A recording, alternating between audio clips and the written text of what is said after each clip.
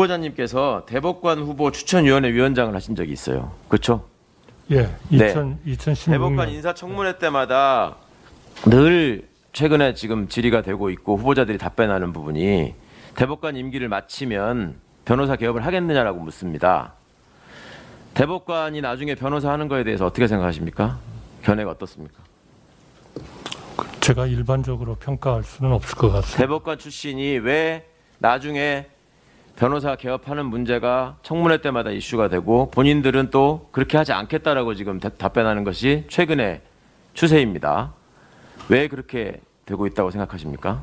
뭐 제가 그 각 개인들이 내리는 결정에 대해 알고 계시지 않습니까? 일반화해가지고 제가 말씀드리기는 후보자님, 네. 영어를 저보다 훨씬 잘하실 텐데요.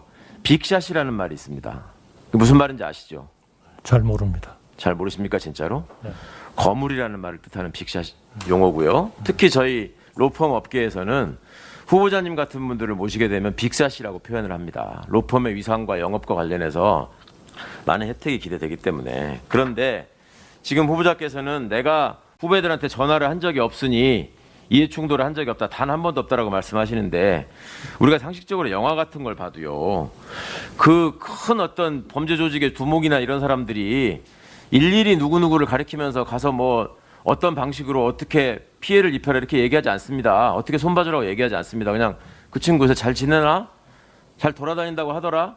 이런 것들이 이제 빅샷이 가지고 있는 무게거든요. 그렇기 때문에 공적인 책무나 공적인 활동에 대해서 자꾸 여쭤보고 확인하려고 하는 겁니다. 그 인사 말씀 중에 여러 가지 마음에 닿는 말씀 하셨잖아요. 소상공인과 자영업자 여러분들의 희생과 헌신에 감사한다. 응? 그다음에 서민경제 안정을 최우선 과제로 삼겠다. 다 후보자께서 하신 말씀입니다. 국민의 눈높이에 맞는 국민을 위한 행정을 하겠다. 그리고 이 사회에 갈수록 심화되고 있는 사회적 불평등, 양극화 이런 걸 해소하는 데 기여하고 싶다. 지금 후보자님 같은 분들이 제대로 된 자리를 지켜주시지 못하면 그것이 곧 사회적 양극화의 지표가 되고 불평등의 지표가 되고 그것이 국민들의 마음을 힘들게 한다는 것입니다. 왜 그것을 받아들이지를 못하십니까? 자, 법에 어긋나는 일은 하지 않았다라고 하셨는데 그럼 한번 보겠습니다. 김앤장에서 고문으로 계신 게 아까 분명히 오전에 말씀하시기를 변호사들이 할 수 없는 직역에 대해서 전문적인 어떤 자문을 하고 도움을 주는 역할을 했다. 이게 서울지방변호사회에서 해석한 것, 대한변협에서 해석한 것, 그 다음에 이 똑같은 내용을 김앤장도 제출을 했는데요.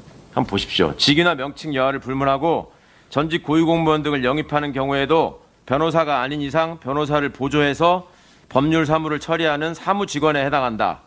전직 고위공무원 등 변호사 아닌 자를 직원으로 채용할 때에는 변호사 사무직원으로 본회에 등록해달라. 아까 나는 사무직원이 아니다라는 취지로 말씀하셨는데 명백히 지금 법을 곡해하고 계신 겁니다. 그리고 변협의 김앤장에서의 법적 지위를 다시 한번 따져보면 대한변호사협회 유권 해석상 변호사를 보조하는 전문가를 채용하는 것은 가능합니다. 그렇지만 신분은 아까 말씀드린 것처럼 분명히 사무직원에 해당하고 이것은 신고를 하도록 변호사법에 돼 있단 말입니다. 근데 신고를 하지 않으셨고요.